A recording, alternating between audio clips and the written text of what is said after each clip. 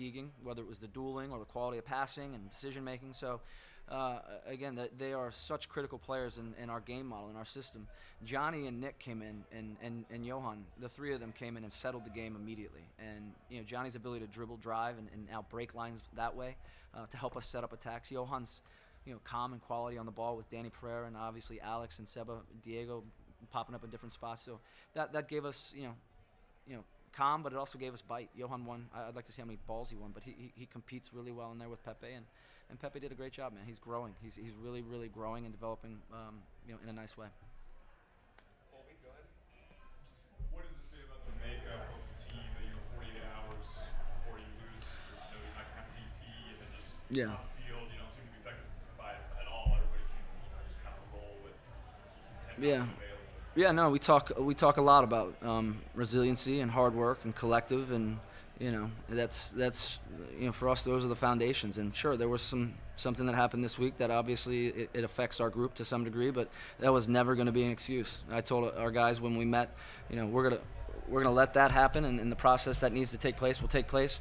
We got 1 hour to work in our training session, and everything we have going forward was to prepare for this game tonight. Good opponent, difficult opponent at our venue where we can drive the game. And again, I love their focus. I love the energy. And again, as this game went on, I think our guys executed in a really, really good way. And there's still some things to correct and fix, but it's not easy. They're a good team, well coached, and we'll see them again. It's a battle every time we play them. Coach, felt like second half the offense was much more aggressive, attacking the goal a whole lot more. Was it something you said at halftime? Was it a locker room leader said something? What was that difference at halftime that led to the aggressiveness in the second half? Yeah, I think the goal settled us. Prior to the goal, I wouldn't say we were as fluid and certainly as structured with our setup when we were finishing attacks, but the goal settled us, and the fresh legs also helped us. The ability to now drive the tempo a bit more. We do play, we focus on a positional game, so establishing our position and our organization is critical, so we need the energy, we need the players to get there, and now we can use the ball and move the opponent.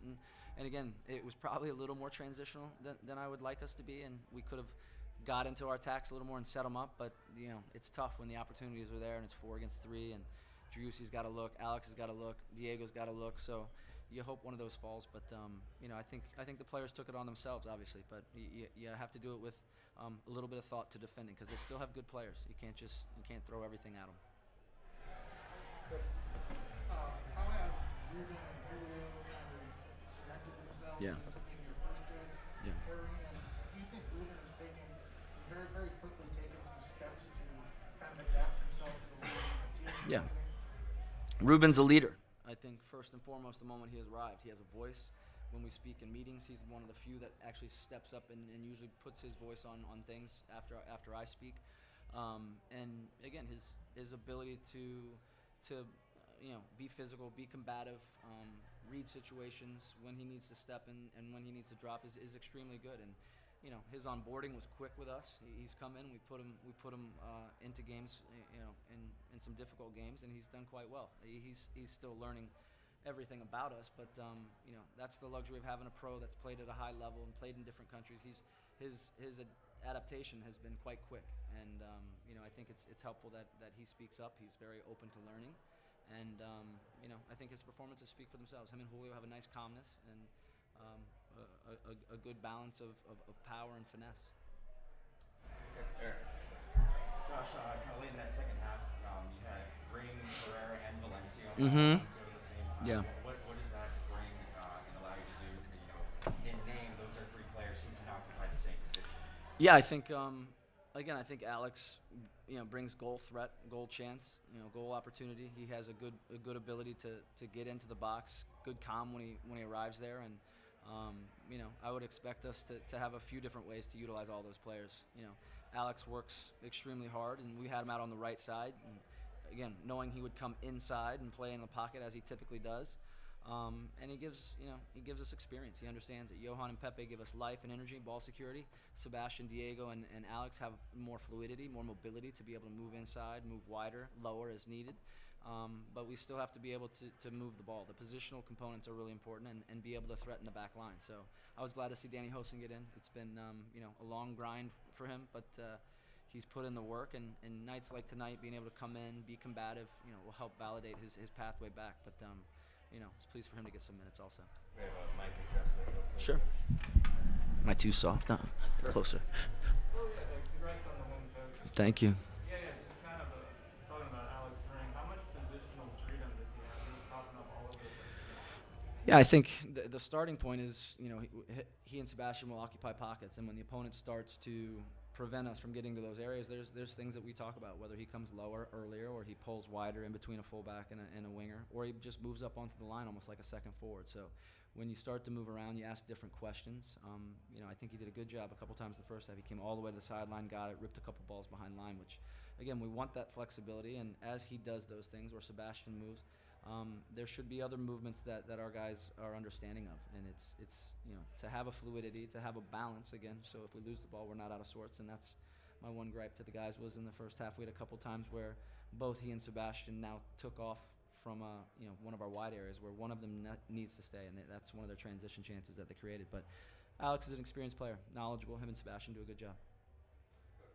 Yeah, Sebastian looked like he took a knock right after on the play that led to the goal, and looked at him maybe be laboring toward the end of the match. Did you have a chance to talk to him about what happened there and how he's feeling afterwards? No, I think he's a warrior. He's a grinder, and if he needs to come out, he'll let us know. I'm not taking him off the field if I don't have to. Very good. With respect to what Ryan mentioned earlier, just have you been given any indication about how long you're gonna have to be without your number 10 going forward? Without. Cecilio? Yeah, for us, it's not even something that we discuss. Is there any concern that he might have played his last match for the club? Again, it's not anything that we discuss. Any other questions from the group? Thanks. We'll be back in just a minute with Captain Alex Ring. Thank you. Thanks, Joe.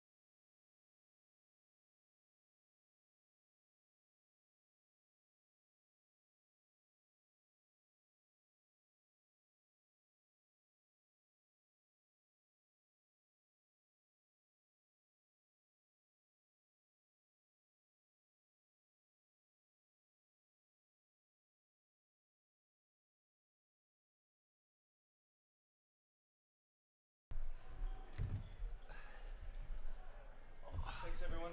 We'll give Alex Ring the opportunity for an opening statement, and then we'll take questions. Alex? I want to start by this one. By congratulating the academy. I saw they had some great results today, as did we. So all in all, a good weekend for our club. Would you like to ask a question? Go ahead, Phil. Yeah, just if you could talk about just kind of breaking down Minnesota's defense tonight. Obviously, got the goal late, had a lot of chances for the second goal, but seemed like they were sitting in the low block. Seemed like they were kind of vacuuming up a lot of balls in the box. Yeah, I think they stood deeper today. We had a little bit of problems creating chances in the first half, but we knew if we keep pushing, keep playing positively, keep playing, putting the pressure, that we're gonna get our chances. And I think we could have scored more than just one goal. And it's always dangerous because they lie deep, they leave 3-4 players up for transition, and I thought mostly we dealt well today with that. Josh said that he felt this is one of his favorite wins.